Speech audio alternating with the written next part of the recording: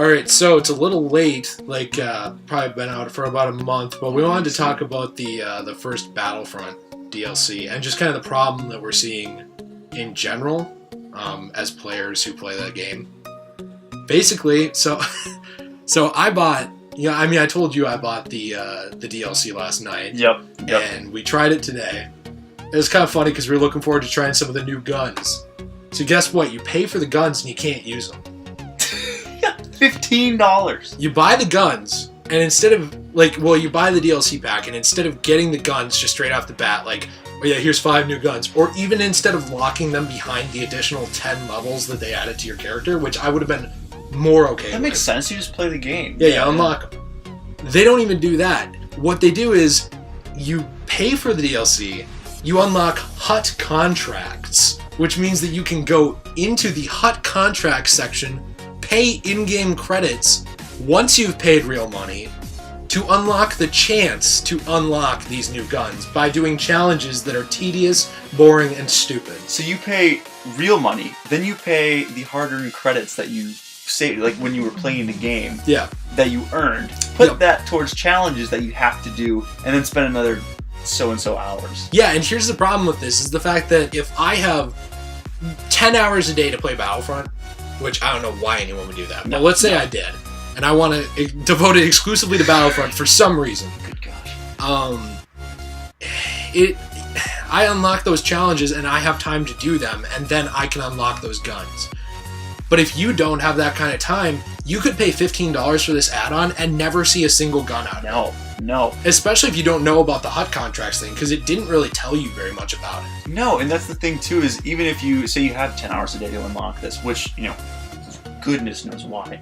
So then you unlock it. What if the guns are terrible and you hate the gun? Yeah. So then you're stuck with a terrible gun that you spent real money, hard-earned credits on, and then 7 hours to unlock. That doesn't make any sense. No, maybe the challenges maybe aren't 7 hours, but still, it's a waste of time. No, and I wanted to get those guns and maps to reinvigorate the game a tiny bit. Yeah. To give myself a reason to play it for a week or two again. Yeah. Because, I bought the base game, and I got a deal on the base game, so I already didn't pay $60 for that game. But it's just, it's so stupid. Part of it's on me as a consumer for not looking into that. But in what game do you buy an add-on and that gives you a chance to use the add-on? It's just stupid. I think it's a waste of time. I think I don't understand if they were trying to get you to play the game even longer than you are going to. I think that's what it is, because the player bases have been dying completely. Oh my gosh. There's no one. There's nothing left to do. There's no substance left in the game. And PC, which this game was arguably meant for, and we play it on PS4. I have a PC, a gaming PC, but we play it together on PS4. PC that it was arguably meant for has one of the lowest player bases left on here. There's nothing even for them to do. No. There's nothing for us to do. Xbox just looks miserable right now on the player count for this. It has the most players on PS4, and there's certain lobbies you join, and it still can't find enough players. Yeah. It is insane. It is so stupid how they set up this challenges thing. It's bad. It is the dumbest way to unlock new content. What if the maps were like this? Because they were kind of interesting. Which, by the way, what did you think about the maps? The maps are cool. I like... The thing I like about it is how nice this game looks. It does. And they did sounds. A very good job with the audio, the gameplay. Not the gameplay necessarily. There's some issues with the gameplay. The visuals and the audio. The visuals and the audio are and the colors. Good. Yes. And there was what made me want this DLC so late, especially, is when you and I actually went back on this game a couple days ago and we played Survival. And I was playing with one of the new guns, because you actually can test those guns in Survival. Okay. But they don't tell you that. They don't tell you that. What? Because here's the thing. They force all the new guns and the maps into a download in an update file. So it's technically on everyone's PS4 who downloads the update. You just need to buy a key to play them. So they force the DLC onto your game system if you want to even play the base game. And then it's well, we put it on your system, but if you want to use it, you got to pay for it. $15. Why put it on my system then? I have a 500 gigabyte flipping thing. It has no room on it. This thing already launched with half of the space the console should have on it. It should have 100%. launched with a terabyte. Didn't. And now, you're pushing more data onto my PS4 that I might not even use. Yeah. What if I want to keep playing this game, but I don't want the other DLCs? I have 4 DLCs slammed onto my PlayStation, but I can use one of them? What the heck is that? That's garbage. It's stupid. This is the dumbest logic I've ever seen. That's pretty dumb. That's pretty dumb. I don't know. It's just, that pissed me off. And then we were going to talk a little bit about the new heroes. Yeah, what'd you think about the heroes? Greedo was insanely good, if you know how to use him. I thought he was fun to, I mean, I didn't really get to play as him at all, but I got to He watched me. I got to see you, but yeah, he looked like a fun character to play. I thought his character model was awesome. I thought he looks really cool. Really well. Same with the other guy. I have no idea what his name is. Nian Num. Okay. The guy who, like, in episode 6 is with Lando and he's like... and that's his role? And that's, like, all... He says, Amunamika! Or something like that. One time. I don't understand why Chewbacca isn't in this game. I heard he might be. Why wouldn't he be in there now? That would draw me back in. I don't know who these characters are. I'm not a diehard Star Wars fan. I like Star Wars. I'm a diehard Star Wars fan. Well, yeah, but I don't know either one of these characters. I have no idea who either one of these... Why would I want to pay for Greedo's the guy in the bar who Han Solo shoots. He's in one scene ever. See, how would I know that? I've seen the movie once or twice a while ago. That's the thing is, why is he one of the heroes? I don't know. Why is either one of them? He's dead within 45 minutes of the very first Star Wars movie ever made. Episode 4. He's dead within 45 minutes. That's frustrating for me because I don't want... There's no desire for me to buy. I want to get like Chewbacca or someone with more... Someone interesting. Hey, I want... Those characters aren't interesting. I want the cast from the new Star Wars. That'd be cool too. I actually really like that movie. Not that this is about that movie, but I'm just saying, you know, like, it would be really nice to see that. I mean, I have a friend who, like, people hate on the prequels, but he does want to still see prequel characters in the, you know, in the game because, like, they are part of the canon, whether people like them or not. Some of them were kind of cool. Ewan McGregor's Obi-Wan, awesome. Yeah, yeah. So, I don't know. That'd be nice. The choice of the heroes was bad. They are good. They have good powers. Yeah, Nian Num balanced well, but well, Nian Num has some problems. Like, they give him trip mines, so I've seen a lot of people camp as him already. That's a problem, I think. Well, and that leads into Extraction too. The new mode that you were really mad about. Oh my gosh, I hate this mode so much. I cannot wait to like see like when we put this up the end of the gameplay match. So here's the problem with Extraction. It starts with a moving, let's just say it's a train. It's supplies on a train tracks. It's a weird, like, minecart almost, yeah. Yeah, so it starts with that on your side of the map, right near your spawn zone. Whoever is aligned with that shipment, like whoever's team is protecting the shipment, it starts on their spawn zone. You activate a thing on the shipment, like on the supply car, and it moves slowly across the map and heads towards the other side. And here's where the problem lies in. So you and I were talking about how there's tons of camping problems in shooters. Yeah, it's everywhere. And it's not necessarily what I was going with that too when we talked about it. It's not always the developer's fault because they'll make a huge expansive map and a lot of opportunity to move around and push back and forth, and guys will just camp in corners. Well, and here's the thing That's too. Not their fault. This is the thing too with Call of Duty is like I'm kind of with the popular opinion right now that I'm tired of these futuristic Call of Duties. One thing they do really good is provide opportunities for movement. Yeah, absolutely. Throughout all of their maps. Absolutely. But yet, there's always that one kid camping in the corner. So that's on the kid, right? That's the player, so that's not the developer. But here's the problem with Extraction in Battlefront. You push the whole map.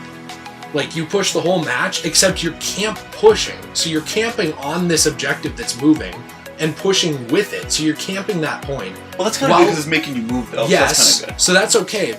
But here's where it leads into a problem: is that where you're pushing to is the enemy spawn zone. That is the end. So it hits a point at the end of the match where it's just sitting 5 feet from the enemy spawn zone. They're all camping their own spawn, and when you kill one of them, he pops back up in 3 seconds. It is so stupid. It makes no sense. I was watching you play, and at all times there's 5 or 6 people when you're trying to get the final push to win. There's 5 or 6 enemies there. It also doesn't disable heroes. There are heroes in Extraction. Yeah. So heroes will camp the objective. Heroes, which were made to help push. So say you have Han Solo who's got an awesome gun, so he's sitting back in the corner picking off guys one by one. He's got the only not nerfed DL-44 left in the game. So he's sitting in the back off, like, day one just sniping you with his level 50 like unpatched gun. And so I think that's insane that they gave it that much. Like, it's impossible for the other team, I think, it's not impossible, but it just makes it way too hard, and KDs and getting kills is way more difficult, and I don't know, I just feel like... Yeah, you saw my KD by the end of the match, it was like 0.5. Yeah, it goes way down. Because it's really frustrating. If you want to push the objective, you need to be willing to sacrifice your score. Yeah. And that's stupid. Yeah. Like, there should be encouragement to, like, be pushing the objective. Absolutely. Not, like, a detriment. There were people near the end of that match that were not pushing the objective anymore because they didn't want to do any worse. Yeah. And, like, the first match we played of Extraction earlier, the guy who was our hero was so low on health that he went to the back of the map and just sat there so that he wouldn't die. Didn't do anything, yeah. And he just laid trip mines down just in case somebody came by him. This is bad. This is complete developer encouragement of camping. Like, especially at the end. I don't think so much throughout most of it. The beginning, but at the very end, it shouldn't just be a camping. The thing you said that was probably the smartest thing I've heard about this mode ever is that it should go from the middle left of the map to the middle right of the map. Like, push across horizontally. Yeah, and then have them meet in the middle and move left to right. Like, as you fight left to right and try to stop it. I think that'd be sweet. Instead of vertically, where you're just going with the thing, and it becomes almost your spawn point for the team aligned with it, and it pushes into their spawn point where they're just camping. That's stupid. Fair. And even, so say that the team that's pushing it is trying to get it to the final extraction point. Yeah. Say the team that's defending is having a terrible time, so they're spawning and just getting lit by the other team. Yep. And so either way, one side is going to have an absolute terrible time at the end. And that's the main problem, is like, you can have balancing issues and your game can be fun. Yeah. There are so many games that were fun that are not well balanced. Injustice, fun game, terrible balance. Absolutely bad balancing. Yeah. Marvel vs. Capcom, really bad balancing. Really fun game. Call of Duty has had its share of balancing gun problems throughout the years, but the game's always stayed fun when you play it if that's the kind of game you like. Yeah. Like, there are so many games with bad balance that are still fun that you can shut off and say, I don't want to kill myself. I actually had a good time.